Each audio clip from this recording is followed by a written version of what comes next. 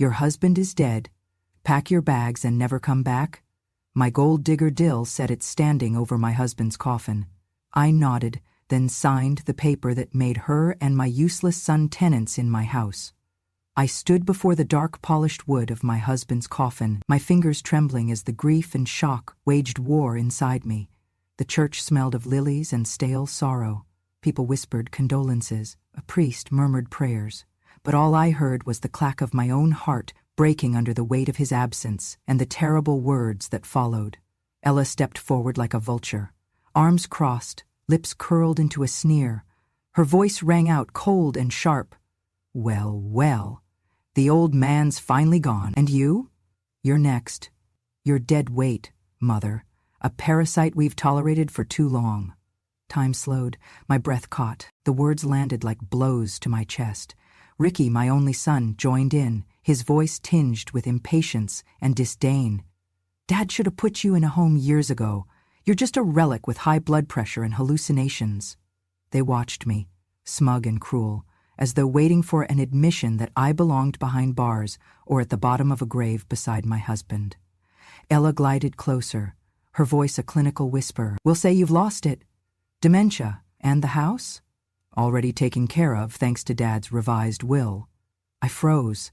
My husband had always promised me that he would never sign anything without discussing it with me. He loved me.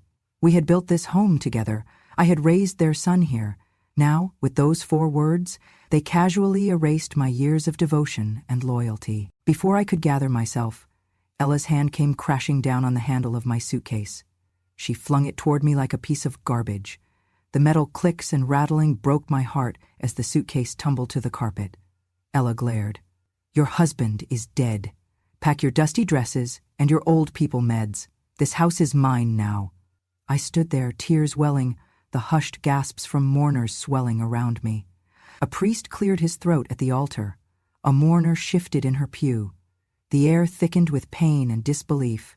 My heart pounded in my ears. I felt blood pounding beneath my skin. I tried to swallow, but my throat had turned to stone. Rage and sorrow tangled inside me. Had this been their plan all along? To use my son's death as a vehicle for their cruelty? To isolate me, discard me, strip me of a home and a husband, all while they offered condolences in front of the coffin? I clenched my jaw, my fingers tightening on the polished wood of the casket. I had raised Ricky by hand, held him when he cried, taught him right from wrong. I had shared a lifetime with his father, yet here they stood, ready to cast me aside the moment he was gone. The priest's words blurred. I looked around the room. My grandchildren stared at me wide-eyed. Family friends avoided my gaze. Even the organ music seemed muted, as though the building itself recoiled. My mind traveled 1,000 miles away, to happier times. The first day I brought Ricky home, his father's proud smile. Sunday dinners around this same living room table. Christmas mornings full of joy. Now, all of that seemed like a fragile memory behind a grim facade. I took a slow, steadying breath. I swallowed the lump in my throat. My tears slipped back behind my lashes. I refused to give them the satisfaction of seeing me break. I nodded once, just once, a single, quiet gesture. Then I turned away from the coffin, from their cold faces, from the world that had just exiled me from the life I had built. The click of my heels on the marble floor sounded deafening in the silence that followed. I walked slowly, deliberately, through the roomful of shocked mourners. Some turned to whisper behind their fans or to offer a pitying glance. I felt each one of those glances like a brand. But I held my head high. I would not cry. I would not beg. I would not ask for mercy or forgiveness or anything from them. At the church doors, I paused and looked back at my home, at the coffin, at Ella and Ricky standing guard. I knew then that I had died here, died to their expectations, died to their cruelty. But as I exhaled, I felt something else rising inside of me, a defiant spark, a fierce determination that said I would not vanish quietly. I stepped out into the family sedan, my own, parked by the curb. The driver opened the door in silence. I closed it behind me and placed my hand on the cool window glass, watching the funeral procession file out in black suits and mourning shawls. My husband was gone. Their mercy had evaporated with him. I was alone but not defeated. Inside me a voice whispered, I will be seen. I will not be erased. They will hear from me, not here, not now, but somewhere down the road. The church bells tolled, a hollow echo in the street. The engine hummed. I exhaled again, the breath of someone reborn by betrayal and pain. And as we drove away, I did not look back. I was done being the woman they cast aside. My life was shattered, but I was not broken. I pulled the suitcase onto my lap and closed my eyes. Grief, yes. Fear, yes. But also hope and fire. Today I stood before my husband's coffin and received death from my own son and daughter-in-law. But tomorrow, I would build a life that would make them sorry they ever underestimated me. This is where the story begins. I reached out quietly to my late husband's old lawyer, Mr. Dawson, the man Ella had dismissed years ago for refusing to bend to her whims. His office was tucked away in an older part of town, a discreet suite guarded by wooden bookcases and the scent of oaken shelves. I arrived with only a hardcover Bible and my trembling resolve, unwilling to mention any accusations until I was certain they held truth. Dawson greeted me with a careful but warm smile. He hadn't changed much, same salt and pepper hair, wire-rimmed glasses, soft but steady voice. He led me into his sprawling study where diplomas and family portraits lined the walls. I knew you'd come, he said, voice kind but knowing, as though understanding exactly what I carried in my heart. I forced a nod. Dawson ushered me to a chair and asked gently, "Do you want me to examine the will?" I laid the documents before him, the envelope Ella had handed me 3 days ago, claiming it contained a safe-light updated will. It was thin, hastily signed, no official seals, unsigned witnesses, nothing like the original wills I'd seen during my husband's earlier estate changes. Dawson took the papers, thumb to the signature. He set them aside and opened his drawer. Moments later, he handed me an official copy of the last legal will, sun-faded, marked with the firm's stamp, bearing my husband's signature. He leaned back. The room grew quiet. "This new one," he said, carefully pointing to the newer document, "bears a forged signature. Not yours, Mrs. Walker." He tapped his temple gently. "Your husband always insisted on discussing matters with both of you. Ella never managed to persuade him otherwise." I felt my scalp prickle. The house was already transferred to Ricky's name.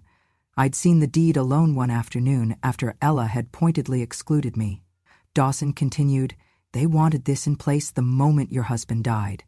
And it was. I managed to whisper, "They lied to me." He nodded. "And more. Look at this." He opened his laptop and directed my attention to an email chain. The sender, Ella Doc W. The recipient, a psychiatric care center in another state. Subject line, "Prepare a long-stay room." The message, short and chilling, read, "She's becoming dangerous. Keep her beyond observation only if necessary. Thank you." My heart clenched.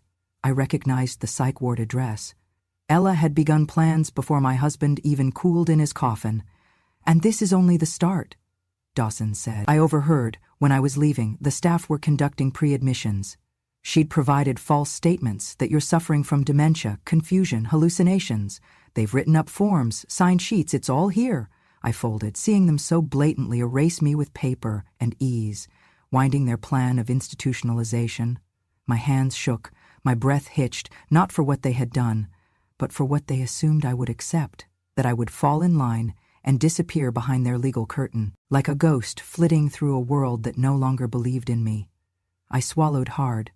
"They think I'll go quietly," I said, voice small but rising. "They think a judge will sign a committal order because they call themselves family." Dawson closed the laptop. "They've got the deed. They've got authority.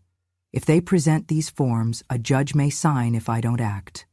I tasted bile. What can I do? He leaned across the desk. "We fight back. We file an injunction against that will. We contest the deed. We challenge their psychiatric claims. We can bring a court evaluation of your competency." "But they'll say I'm unstable," I whispered, voice trembling. "How do I show I'm not?" Dawson watched me. He slid an envelope across to me. Inside was a legal authorization form.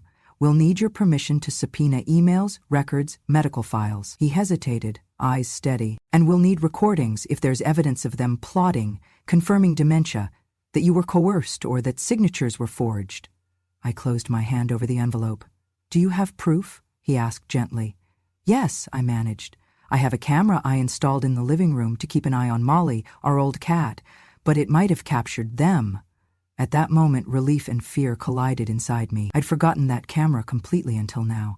In my grief, I'd let technology slip from memory, but now it stood between me and them.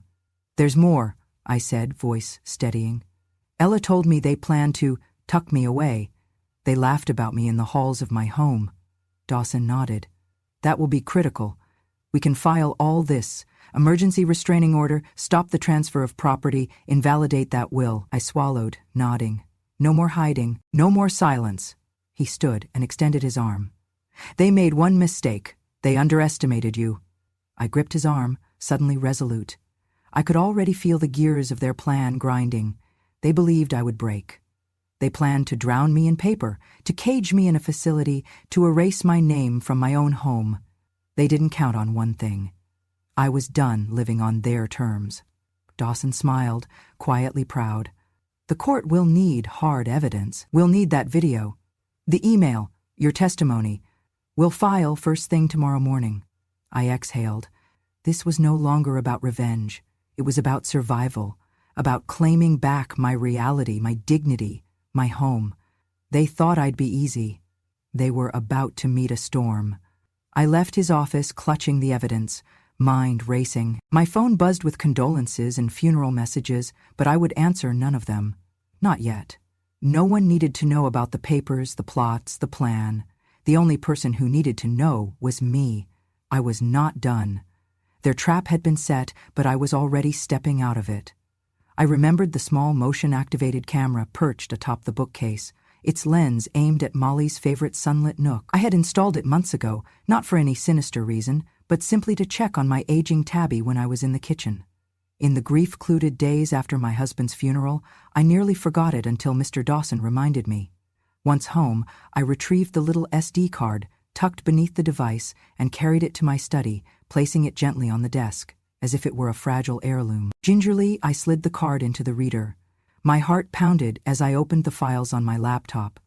I wasn't sure what I hoped to see. Maybe evidence of their plan in writing, maybe proof of defamation, but part of me trembled at the thought of confirming the worst. I clicked the earliest clip. The screen pixelated slightly, then cleared to show the hallway outside the living room, and there they were, Ella and Ricky. They stood side by side, shoulders rigid with purpose. The video was silent, so I played the audio. My breath caught as I heard Ella's clipped, rehearsed whisper. Act shocked, okay? You look at me like you're stunned, she coached, voice low but smug. Then you say, Mom's hallucinating again. That triggers it. You pause, like you're worried, then mention calling the police, something like, I'll call the police if she doesn't stop. And doctor, we need a doctor. Ricky nodded decisively. He crouched, adjusting something on the couch. Right. Then, I walk in, act like I'm concerned, then hand you something, maybe a phone, with documentation. It looks natural. Bruises, confusion, done deal. He straightened, arms crossed. His tone was chillingly practiced, absent of remorse. The clip froze on Ella's gloved hand, raised theatrically to her mouth as though suppressing laughter. This wasn't a slip of momentary frustration. It was carefully scripted cruelty. I swallowed hard. They had turned my home into a stage for their plot. I clicked to another clip. This one started with Ella speaking into her phone, her tone brisk, businesslike. Yes, Dr. Martin? This is Ella Reynolds. I'm calling about my mother-in-law. She's been showing signs of confusion, hallucinations. She keeps asking about her dead husband, but then becomes agitated and aggressive. She paused, listening. Yes, I can drop her off tomorrow. I just want everything ready. Medical evaluation, documentation, long-term admission. Thank you. My hands shook. They had prepared an entire psychiatric dossier without my knowledge. They were playing the health card, scripting me into mental illness so the law would side with them rather than me. Another clip followed, a whispered conversation in late-night shadows. Ricky, voice tight with scheming, said, Once she's in, it's legal. We're free to do whatever with the house. She won't be able to contest the will. It's perfect. Ella's laugh, soft and cruel, Perfect. The video ended with their silhouettes melting out of frame, walking away from the living room, leaving the camera empty once more. My vision blurred. I breathed out shallowly, tears collecting at my lashes but not falling. Rage rose in me, not the hot kind that lashes out blindly, but a cold, focused fire. They had weaponized the system against me, falsifying documents, rehearsing lies, manipulating doctors. This was not just theft. This was character assassination, a slow poisoning of my identity. I paused the footage. I stared at their motionless forms frozen in betrayal. I realized then that the battle would not be won with tears or pleas. It would be won with each piece of evidence, with unwavering resolve. I was not a relic in their story. I was a woman with a name, a lawful resident, and a legal right to my home and sanity. I fetched my phone and recorded a memo to myself. Evidence found. They orchestrated false mental health accusations to transfer assets. Must present to lawyer and press. No more silence. I closed the laptop and stood, the weight of the evidence pressed against my chest like an anchor, and yet, strangely, it felt liberating. The camera had captured their plans so clearly that no courtroom or news story could deny it. They had tried to record me as sick. Now I had recorded them as criminals. Late into the night, I rewatched the clips. Each time, the same resolve crystallized deeper in me. Beneath the pain and betrayal, I found a strong pulse of clarity. I would not be hidden. They would pay for this disgrace, and I would claim my home, name, and dignity back. The camera's footage was now my shield. Their stage show was caught red-handed. I sat silently until dawn, absorbing the knowledge that I had not just survived their plan, I had uncovered it. At sunrise, I sent a brief text to Mr. Dawson. "We have the video, complete. Let's begin." Within minutes, I felt the shift, from prey to architect of my own defense. And for the first time since the funeral, I slept peacefully. Not because I was safe yet, but because for the first time, I was ready. I began the early morning with a quiet purpose I had not felt since before the funeral. The house was still, devoid of laughter, devoid of sympathy, just the echoes of betrayal and a glaring absence where my husband once stood. I gathered the materials I had spent days collecting, each one a brick in the foundation of my defense. First, the original will, locked in my safe, hidden from Ella's watchful eyes. It now lay open on my desk. I thumbed through its pristine pages, inked words of true intent, naming me as full owner of this house and its contents. Then, next to it, the forged version they had slipped into probate. Old handwriting, shaky signatures, intentionally altered clauses transferring everything to Ricky. The contrast was visceral, almost painful. Beside the wills, the SD card lay like a time bomb. I slid it into my laptop and opened the video files anew, the footage of Ella and Ricky coaching each other, planning the charade, plotting a mental health takeover. They were there in cold, pixelated clarity. Ella's voice, Ricky's expression, they looked so harmless in the footage, but their words cut like a saw. Acts shocked, hallucinations, long stay room. I grabbed printed screenshots. Ella's face mid-rehearsal, Ricky in mid-whisper. I stamped them with dates and times pulled from metadata. Each image a silent witness. Next, the email threads. I copied them, printed headers and bodies, dated messages from Ella to Dr. Redact. Martin's office, prepare long stay room, dangerous behavior, hallucinations, all evidence of their medical manipulation. The voicemail recordings came next. They contained Ricky's self-satisfied voice, bragging about arranging my removal and the revised will. I clipped out those portions, added transcripts below the audio files printed to paper. I stacked them all into labeled folders: will, forced originals, will, forced originals, forced original, forced. Camera footage, emails, voicemail transcripts. Next, I pulled up the contact sheet for my husband's longtime lawyer, Mr. Caldwell, the same one ousted by Ella months ago. I dialed his office, my heart steady. "Mr. Caldwell, it's Claire Hudson." I introduced myself firmly. "I need your help.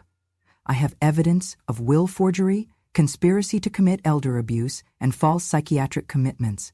I need legal counsel, and I need you to draft a complaint for the court." He responded with quiet astonishment. "Claire, if what you say is true, this is significant. I'll meet you today. Bring everything." I exhaled. The first step was taken. Over the next hours, I met Mr. Caldwell at his law office. I placed the binders before him. He leafed through pages, nodding slowly. "This video," he said, adjusting his glasses. "This is damning. They planned your institutionalization." He focused next on the forged will side by side with the original, felony forgery, probate fraud, and then emails and voicemails confirm intent. This is multi-layered conspiracy. In that moment, I felt the shift. The same house that had felt foreign was my fortress. The evidence, legal documents, criminal intent, emotional cruelty, powered me. Caldwell looked at me and said, "We should file an injunction, freeze the estate, demand independent psychiatric evaluation. Only when they've no legal maneuver left do we confront them, publicly and in court." I nodded. He set to work drafting the filings. An emergency petition to probate court declaring the will invalid, a restraining order to keep Ricky and Ella from handling my finances or changing my living situation, and a complaint to law enforcement for elder exploitation. That afternoon, I made a single symbolic gesture. I removed Ella's false will from the probate folder at the courthouse, placing my own original in its place under Caldwell's supervision. My hands shook, not from fear but from determination. I left the courthouse under a clouded sky, but inside me, a growing clarity. No longer the victim waiting for permission to fight back. I was the one pulling the strings now. I would not lash out with rage or expose them with drama. My weapons were truth and law. I would strangle their plan with facts, evidence, and contracts. I returned home and stood in what had been my living room, but had become their stage. I took down old family photos, my wedding smile leaning next to my husband's, and replaced them with the battered folder of evidence visible on the coffee table. It was a message: I was watching. I was prepared. They would not rewrite my life without resistance. That evening I brewed chamomile tea and sat quietly under the lamp's warm glow. The house was calm, but different. It had new purpose. Each document, each digital trace was a promise. They would not steal my home, my sanity, or my dignity without being met, legally, firmly, wisely. I stared at the night window and whispered to myself, I will not return to the shadows. Not today, not ever again. I reached out to Julie Bain, a Pulitzer Prize-winning investigative reporter known for her fearless exposés of elder abuse. I didn't sugarcoat the situation. I messaged her. "Dear Ms. Bain, I am Claire Hudson, a 78-year-old widow. My daughter and son conspired to forge my late husband's will, fabricate claims of dementia, and plan to commit me to a psychiatric facility in order to seize my home. I have incontrovertible evidence, video, email correspondence, recordings, original and forged wills. If this story matters to you, I need it told." 3 days later, Julie called. Her tone was serious, respectful. She understood the gravity. We met at her office in downtown Austin. I handed over thumb drives, printed copies, metadata logs, everything meticulously labeled. Julie took it all in, nodding. "This isn't just theft," she said quietly. "It's a pattern of exploitation. This is elder abuse at its worst." She assured me the story would run, and run prominently.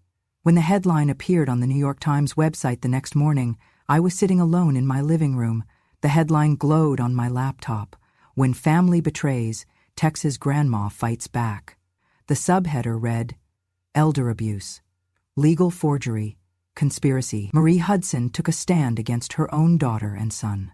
I felt my breath catch. Julie's article laid out everything. It quoted laws protecting the elderly. It included metadata proof, the camera timestamp, email headers, document comparisons of the wills. It referenced the psychiatric correspondence, intent on invalidating my competence. It even included clips of voicemail, Ricky's cold declaration, "She's going away, long stay." As people scrolled through the digital pages, hundreds of thousands reacted, commented, and shared. Soon, "Not Crazy Old Lady" began trending nationwide. Tweets poured in. "Bless her. This is what real courage looks like. Fight like a grandma.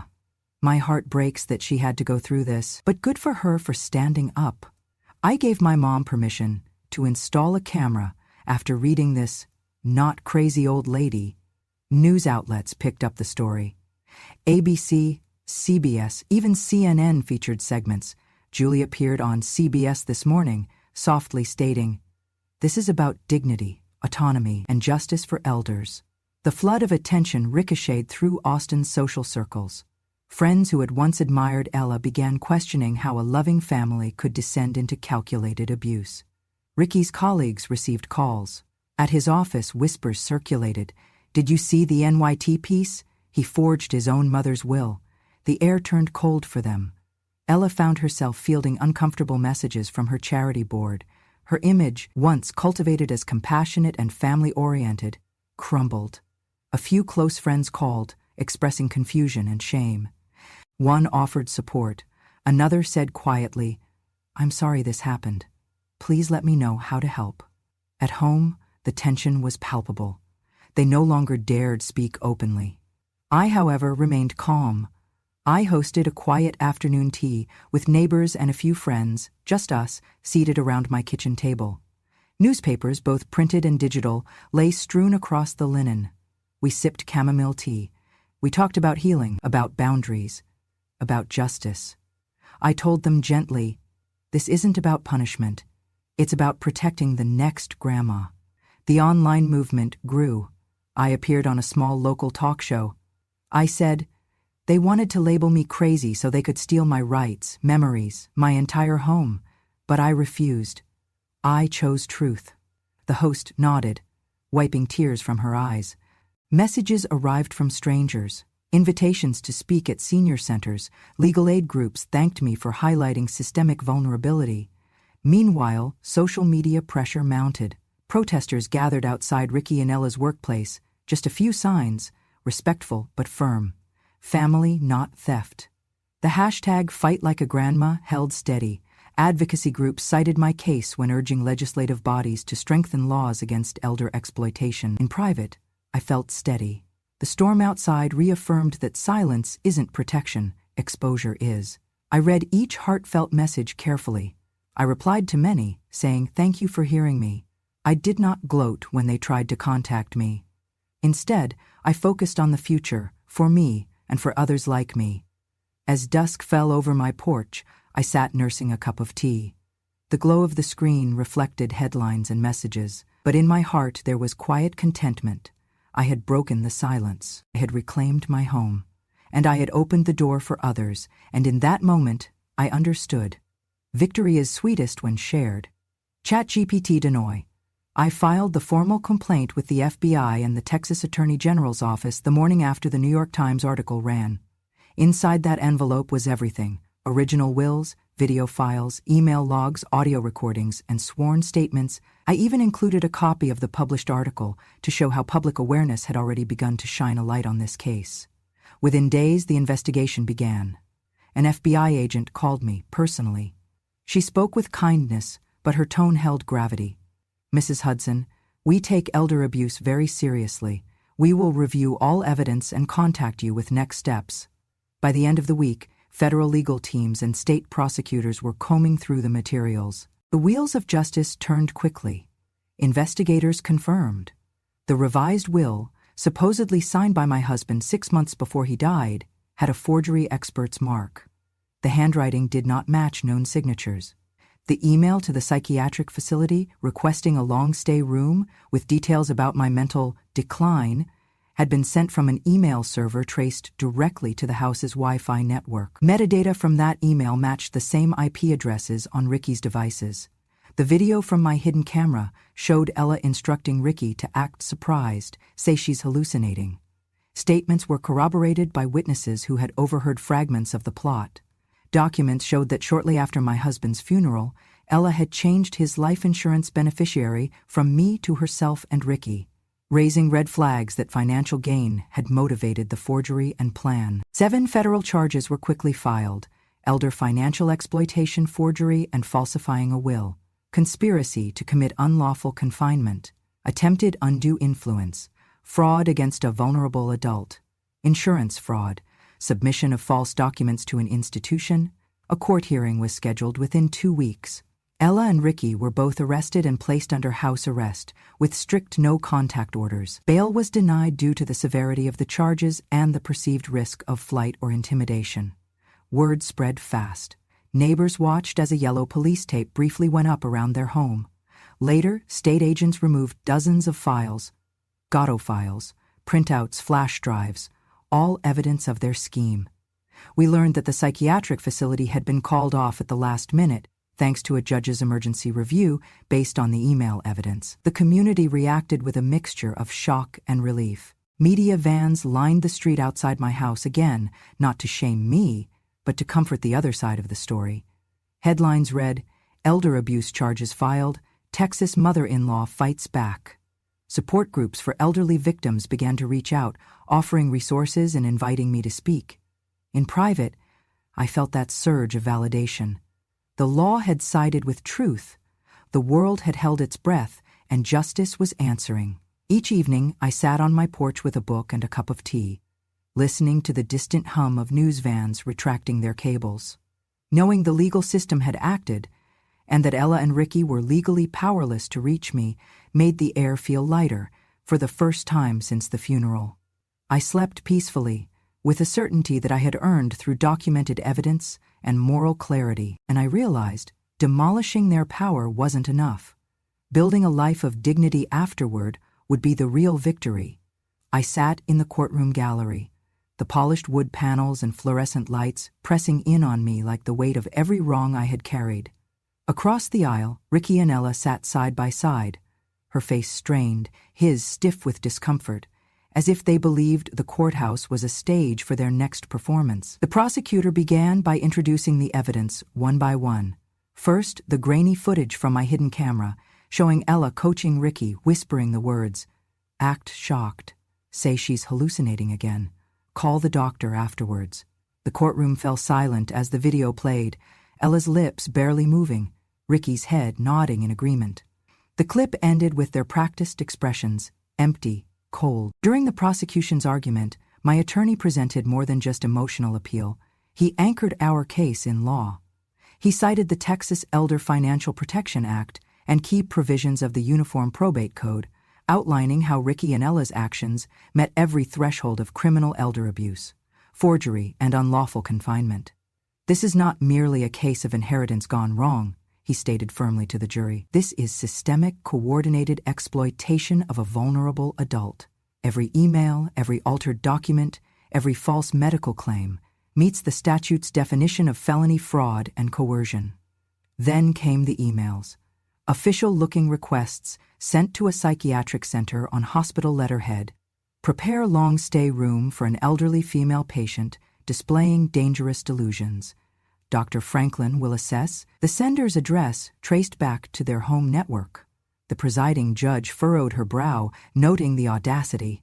Next, the forged will surfaced on a large screen. The handwriting expert testified that the signature did not match a real one from my late husband.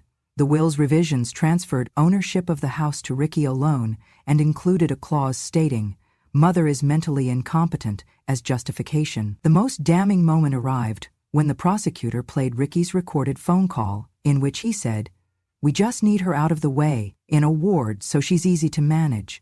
The will's ready. Ella'll close on the insurance right after the funeral." That phone clip froze time in that courtroom. I felt my hands freeze in my lap.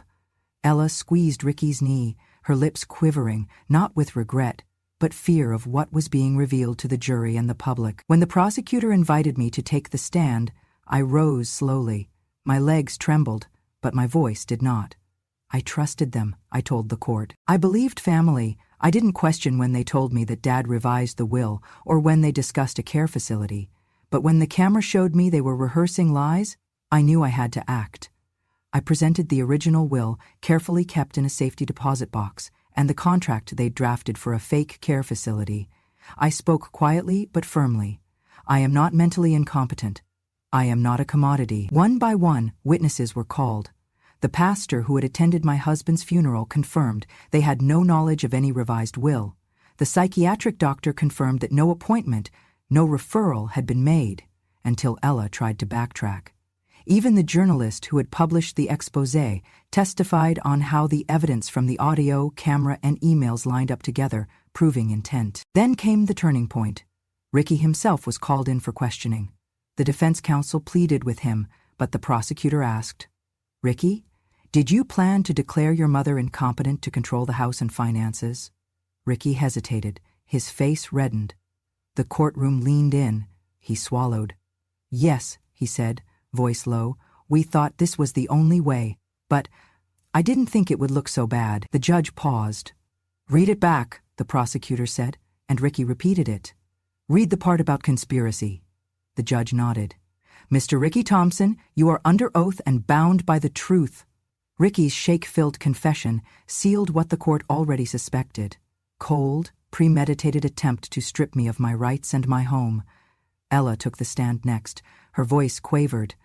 I wanted to protect our future, she said. I thought we were helping. The prosecutor pointed to the video. That was coaching, not caring. A technician displayed the footage again, freezing Ella's reflection in the camera's lens. She shut her eyes. A long, heavy pause settled in the courtroom.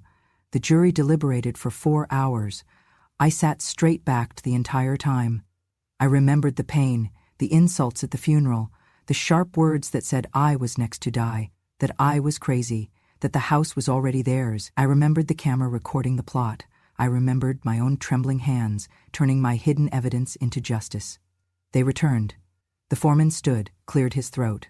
In the matter of State versus Ella Thompson and Richard Thompson, we find the defendant Richard Thompson guilty on all charges, including elder financial exploitation, conspiracy to commit fraud, and forgery. We find Ella Thompson guilty on charges of conspiracy and elder abuse. My throat tightened as relief and sorrow washed over me simultaneously. The judge read the sentences. Ricky, 8 years in prison, no parole, full restitution of all legal fees plus compensation for emotional distress. Ella, 3 years of supervised probation, mandatory counseling, and court-ordered restitution for emotional distress. She would also lose any claim to my estate and could not own property in my name. Then came the most satisfying part. The judge looked at me as the final act. Mrs. Thompson, we are restoring title of the property to you. In addition, under court order, the defendants, she pointed to Ricky and Ella, must enter into a lease agreement to reside on the premises at fair market rental rates, directly under Mrs. Thompson's control. Failure to do so will result in eviction. After the sentencing, I met with my attorney to draft the lease agreement. This was not a suggestion, it was a court mandate. Ella and Ricky, stripped of their assets and bound by the terms of their sentence, could not afford to live elsewhere. The lease was their only legal option for housing. It laid out strict terms: fair market rent, monthly payments, no rights of ownership or interference. Ricky flinched as he read the clause. Tenant status under the legal supervision of Claire Hudson. Ella bit her lip but said nothing. They understood then. This was no longer just my home. It was my domain. And the law stood behind me. My heart pounded as the gavel fell. They were no longer co-owners, no longer heirs, now tenants. Under my authority, I looked at Ricky, whose shoulders slumped like a deflated balloon. Ella stared at her shaking hands.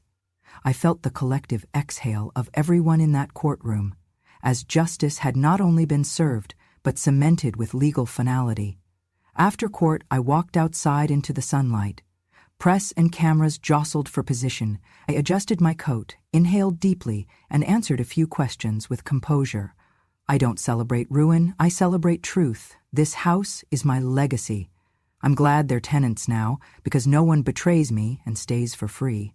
That afternoon, while the defendants were escorted away, I met privately with my lawyer to draft the lease. Simple, month to month, means-vested rent, no fine print about mental health or caregiving rights, just firm ownership with rights and responsibilities clearly stated. In that moment, I realized the peace, even more than the punishment, was the balance of power returned. They had wanted to control me. I had wrested control back. And legally. That night, I slept in my own bed again, free from the fear of being locked away. Tomorrow I would move forward, not just as a survivor, but as a woman who refused to be erased by cruelty disguised as family. I chose not to evict Ella and Ricky immediately. Instead, I left them in the basement, a living sentence tailored by the court's ruling. Every day, their presence served as a reminder. Those who try to bury you become your tenants. Within weeks, I transformed our home into Grandma May's sanctuary. a haven for older women who had suffered abuse, neglect, or betrayal. I hired a small staff, a social worker, a cook, a part-time nurse, and refurbished the guest rooms with soft pastel linens, supplies, and wellness brochures. The library became a reading and healing room, stocked with biographies of resilient women, guided journals, and tea. Press turned up for the ribbon-cutting ceremony.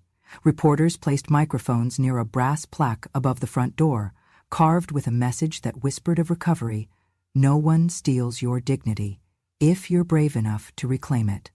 I stepped up to the podium, my heart drumming like a soldier ready for battle. "They wanted to put me away," I began, voice steady yet warm. "But instead, I turned this house into a safe place for every woman who has been told she isn't worth protection. For every grandmother who thought silence was her only option. They tried to steal more than my money. They tried to steal my truth. But nothing is stronger than a grandmother who wakes up and decides to live." Cameras clicked, applause rose. A few tears dampened the eyes of women in the audience, survivors who understood that reclaiming a story is itself a victory. After the ceremony, community volunteers arrived with casseroles, flower arrangements, and handmade get-well cards from local school children. A therapist donated her time. A retired judge volunteered to chair monthly empowerment workshops. The town's mayor declared the day Grandma May Day. I accepted the honor on behalf of every resident who feared silence. Inside, while guests mingled and houses filled, I saw Ella, downstairs, carrying laundry.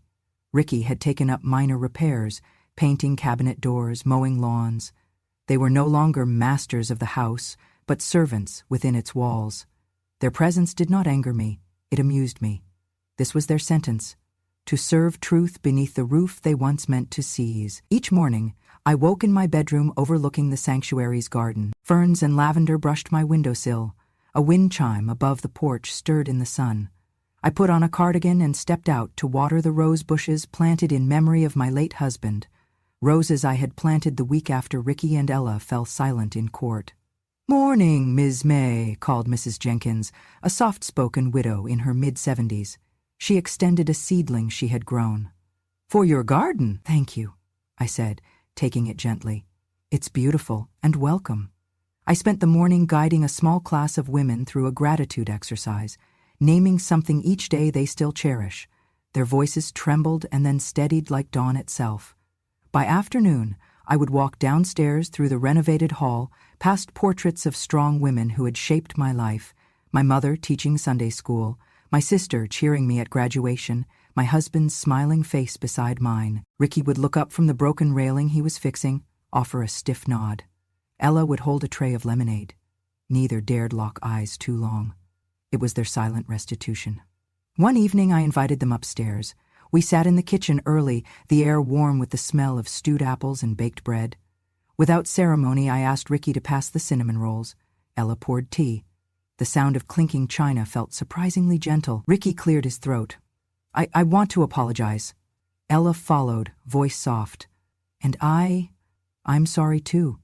Not just for the will or the emails, but for who I tried to become." I let them speak. I let them land their words. It was not the moment for peace, but for accountability and recognition that even remorse arrives slowly. I said, "Your actions hurt me deeply, but I respect honesty. You are not erased, no one here is erased. But every action now must match your words." Ricky nodded, solemn. Ella folded her hands, tears welling in her eyes.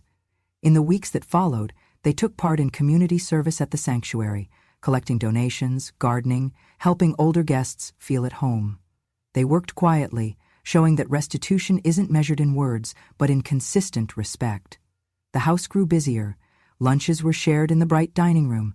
Afternoons held sessions with visiting counselors. Evenings ended with board games and soft music. A volunteer barber came monthly to give haircuts to anyone who needed it. Every small kindness layered the house in healing energy. Within 6 months, a network of local advocates invited me to speak at the state senate about elder abuse and exploitation. I stood behind a lectern, dressed within my dignity, and told my personal story, chronicling how exploitation can happen inside walls that should feel like home. My voice stayed steady, strong, and as I spoke, I sensed more than support. I sensed transformation. Because every time someone says, "I know she's not crazy," they shift the tide of acceptance in families everywhere. On the anniversary of my husband's death, the sanctuary put up a memorial bench in his name. Family and friends gathered under an oak tree. I held a small ceremony. Ricky offered a brief apology, public this time. Ella handed me a bouquet of daisies, tied with ribbons in shades of the Texas flag. She said he would have liked these. I nodded, accepting both flower and gesture. The bench read, "In memory of John Thompson, who built this house, and in whose name we rebuilt hope." That evening, as I walked back inside, I passed the basement door. I opened it, flipped the switch, but didn't enter. I was not curious about how they were lingering on their sentence, nor did I feel the need to unlock anything. The door remained closed. Stars flickered in the window. I turned and walked upstairs, thinking, they're still here, but this house is no longer their playground. I am its steward. Every sunrise I water plants. I unwrap letters from guests who say the sanctuary saved their lives. I check in on my dear old neighbors. I knit scarves for winter visitors. Sometimes, I sit alone on the front porch, watching the waves of light move across our lawn. I think back on that final day of the trial, when the gavel fell and we held our breath. Justice did not feel like joy. It felt like space to begin again without fear or calculation. I lived long enough not to be silent, and longer still to know that living is not just surviving, but thriving in sight of betrayal. I lived to win, not against them, but for the truth I reclaimed and the sanctuary I built with it. Thank you for listening to my story. I know I am not the only one. Too many women have been called crazy just for remembering. Too many mothers have been cast aside the moment they stopped giving. And too many elders have been treated like burdens instead of the very roots that held the family tree together. But here's the truth. I didn't scream. I didn't beg. I just remembered. And then I acted. So if you've ever felt silenced, ignored, or betrayed, this story was for you. Let it remind you, dignity can be stolen, yes, but it can also be reclaimed. One brave choice at a time. If you want more true stories from quiet women who never forgot what was done to them, subscribe to Grandma True Stories. We don't shout, we remember, and that's louder than anything. Until next time, stay steady, stay kind, and never forget, revenge has no expiration date.